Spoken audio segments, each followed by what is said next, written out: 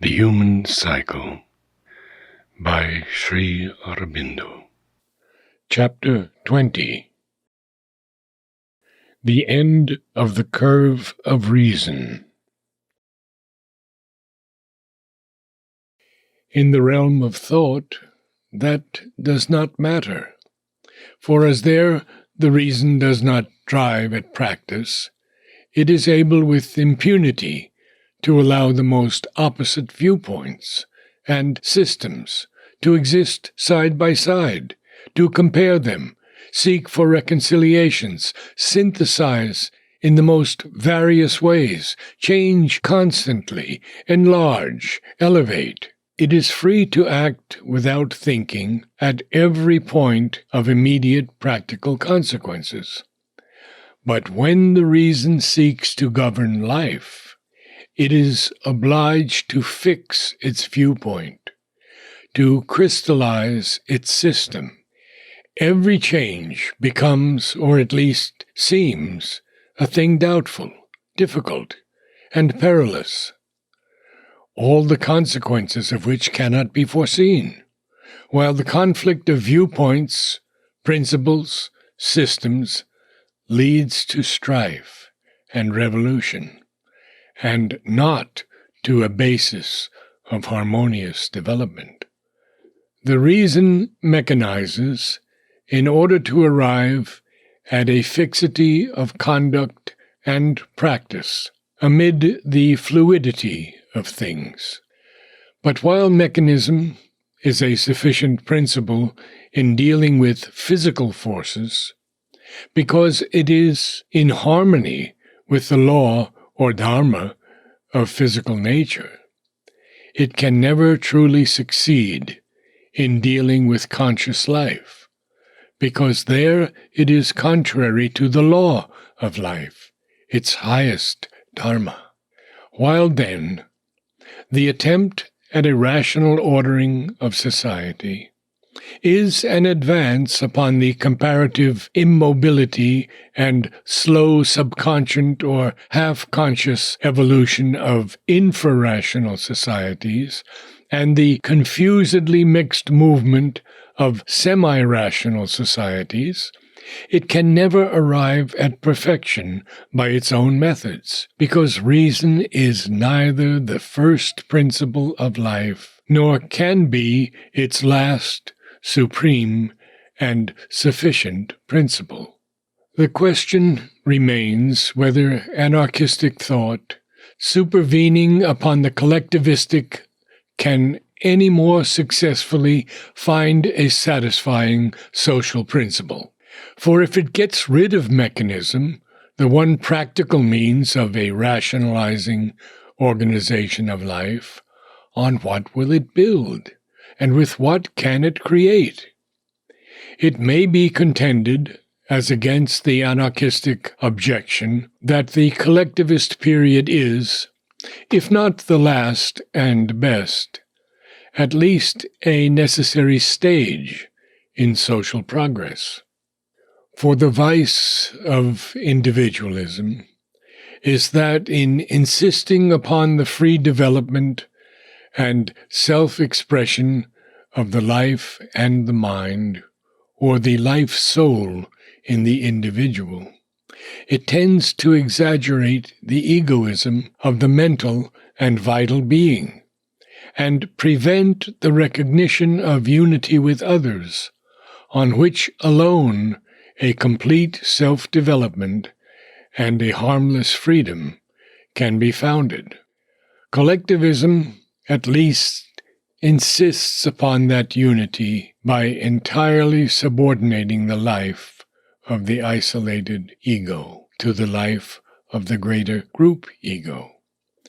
And its office may be thus to stamp upon the mentality and life habits of the individual the necessity of unifying his life with the life of others.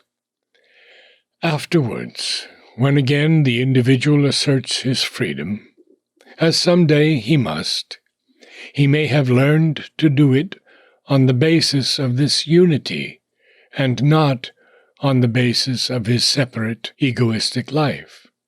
This may well be the intention of nature in human society, in its movement towards a collectivist principle of social living.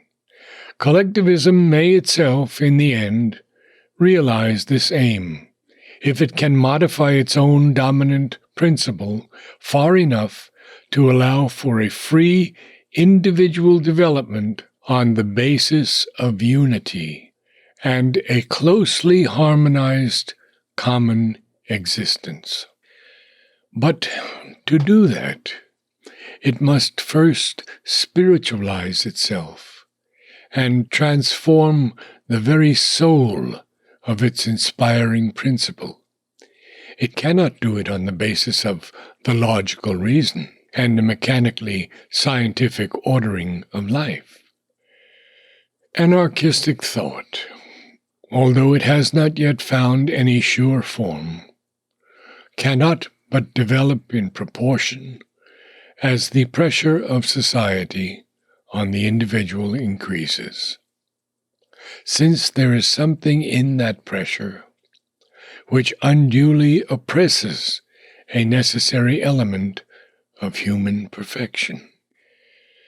We need not attach much importance to the grosser, vitalistic, or violent anarchism which seeks forcibly to react against the social principle, or claims the right of man to live his own life, in quotes, in the egoistic or crudely vitalistic sense. But there is a higher and intellectual anarchistic thought, which in its aim and formula recovers and carries to its furthest logical conclusions a very real truth of nature and of the divine in man. In its revolt against the opposite exaggeration of the social principle, we find it declaring that all government of man by the power of compulsion is an evil, a violation, a suppression or deformation of a natural principle of good, which would otherwise grow and prevail for the perfection of the human race. Even the social principle in itself is questioned and held liable for a sort of fall in man from a natural to an unnatural and artificial principle of living.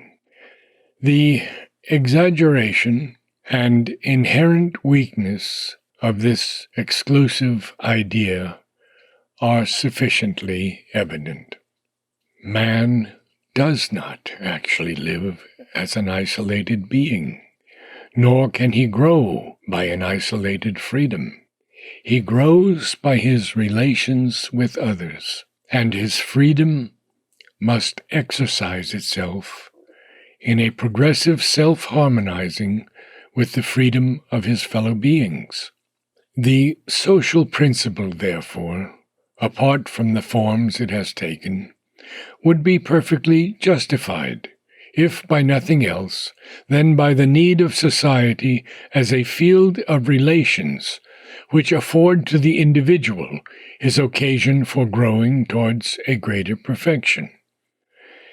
We have, indeed, the old dogma that man was originally innocent and perfect, the conception of the first ideal state of mankind as a harmonious felicity of free and natural living in which no social law or compulsion existed because none was needed, is as old as the Mahabharata.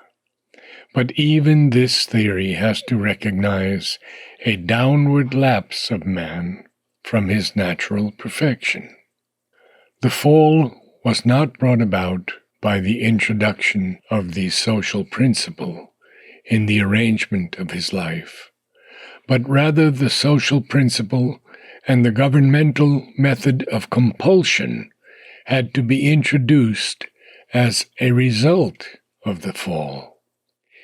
If, on the contrary, we regard the evolution of man not as a fall from perfection, but a gradual ascent, a growth out of the infrarational status of his being, it is clear that only by a social compulsion on the vital and physical instincts of his infrarational egoism, a subjection to the needs and laws of the social life, could this growth have been brought about on a large scale.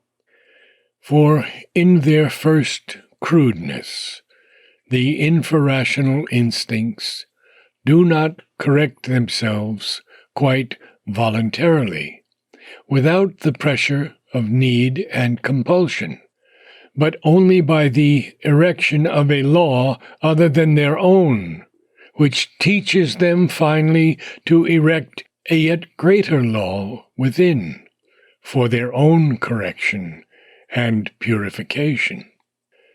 The principle of social compulsion may not have been always, or perhaps ever used quite wisely. It is a law of man's imperfection, imperfect in itself, and must always be imperfect in its method and result. But in the earliest stages of his evolution, it was clearly inevitable. And until man has grown out of the causes of its necessity, he cannot be really ready for the anarchistic principle of living. But it is at the same time clear that the more the outer law is replaced by an inner law, the nearer man will draw to his true and natural perfection. And the perfect social state must be one in which governmental compulsion is abolished, and man is able to live with his fellow man by free agreement and cooperation. But by what means is he to be made ready for this great and difficult consummation? Intellectual anarchism relies on two powers in the human being, of which the first is the enlightenment of his reason. The mind of man, enlightened, will claim freedom for itself, but will equally recognize the same right in others. A just equation will of itself emerge on the ground of a true, self-found, and unperverted human nature. This might conceivably be sufficient, although hardly without a considerable change and progress in man's mental powers, if the life of the individual could be lived in a predominant isolation, with only a small number of points of necessary contact with the lives of others. Actually, our existence is closely knit with the existences around us.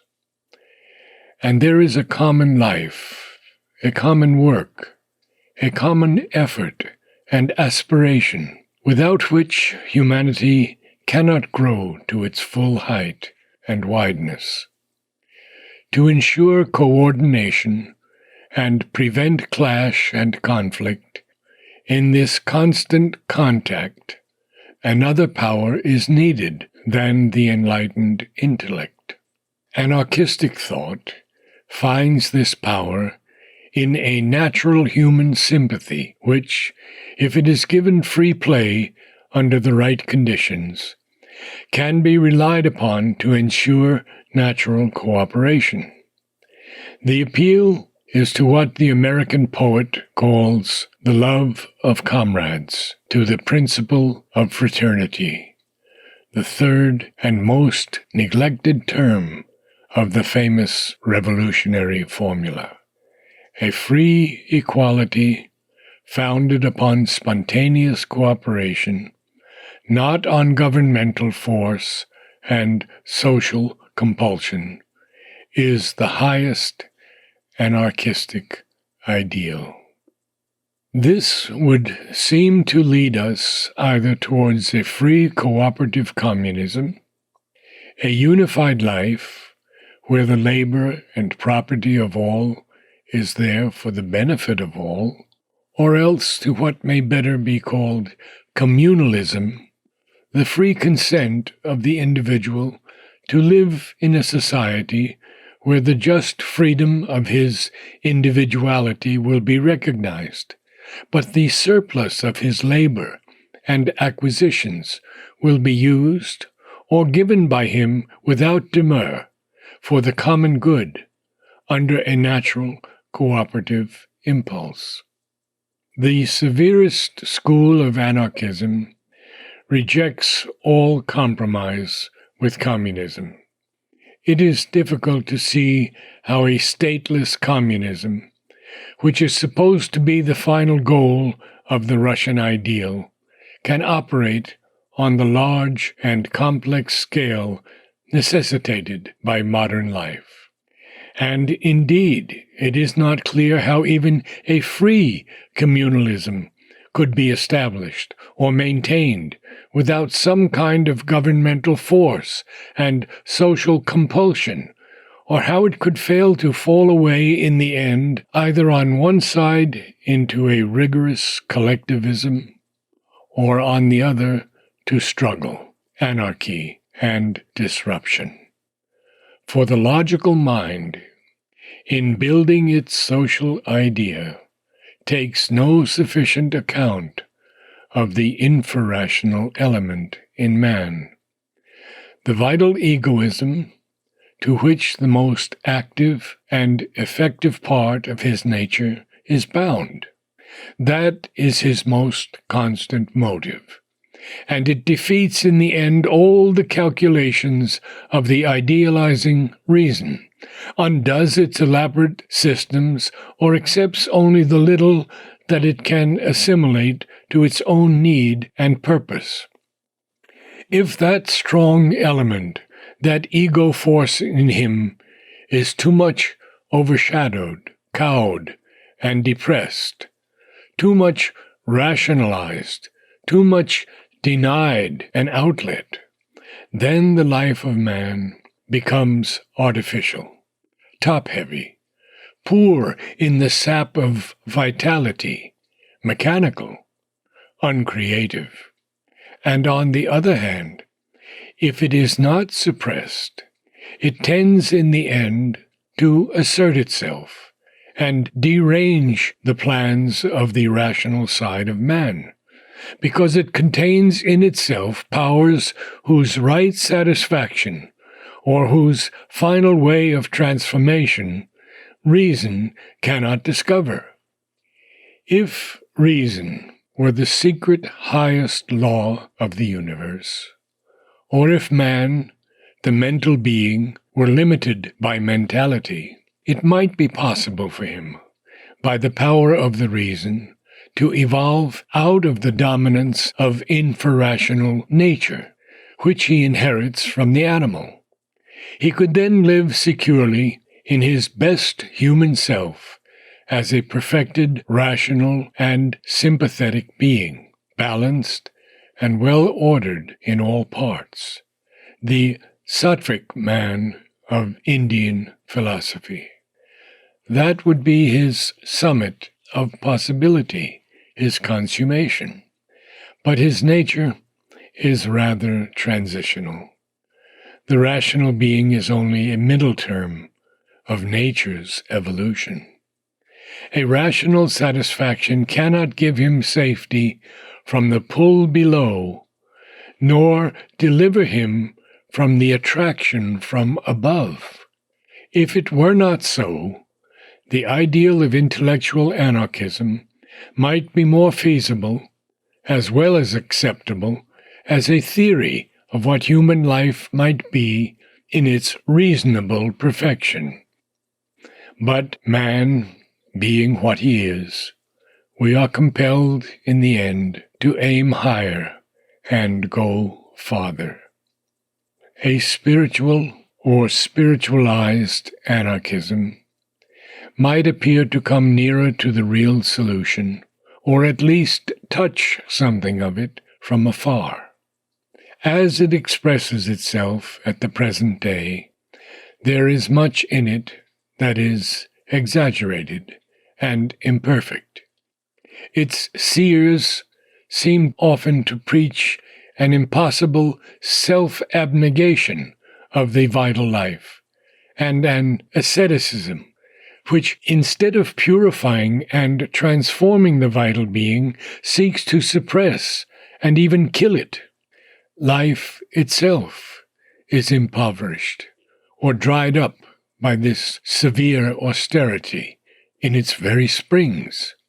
Carried away by a high-reaching spirit of revolt, these prophets denounce civilization as a failure because of its vitalistic exaggerations, but set up an opposite exaggeration which might well cure civilization of some of its crying faults and uglinesses, but would deprive us also of many real and valuable gains. But apart from these excesses of a too logical thought and a one-sided impulsion, apart from the inability of any ism to express the truth of spirit, which exceeds all such compartments, we seem here to be near to the real way out, to the discovery of the saving motive force. The solution lies not in the reason, but in the soul of man, in its spiritual tendencies. It is a spiritual, an inner freedom that can alone create a perfect human order. It is a spiritual, a greater than the rational enlightenment that can alone illumine the vital nature of man and impose harmony on its self-seekings, antagonisms, and discords. A deeper brotherhood, a yet unfound law of love, is the only sure foundation possible for a perfect social evolution. No other can replace it. But this brotherhood and love will not proceed by the vital instincts or the reason, where they can be met, baffled, or deflected by opposite reasonings and other discordant instincts. Nor will it found itself in the natural heart of man, where there are plenty of other passions to combat it. It is in the soul that it must find its roots, the love which is founded upon a deeper truth of our being, the brotherhood, or let us say, for this is another feeling than any vital or mental sense of brotherhood, a calmer, more durable motive force, the spiritual comradeship which is the expression of an inner realization of oneness. For so only can egoism disappear, and the true individualism of the unique Godhead in each man found itself on the true communism of the equal Godhead in the race. For the Spirit, the inmost self, the universal Godhead in every being, is that whose very nature of diverse oneness it is to realize the perfection of its individual life and nature in the existence of all, in the universal life and nature. This is a solution to which it may be objected that it puts off the consummation of a better human society to a far-off date in the future evolution of the race. For it means that no machinery invented by the reason can perfect either the individual or the collective man. An inner change is needed in human nature, a change too difficult to be ever effected except by the few. This is not certain, but in any case, if this is not the solution, then there is no solution. If this is not the way, then there is no way for the humankind.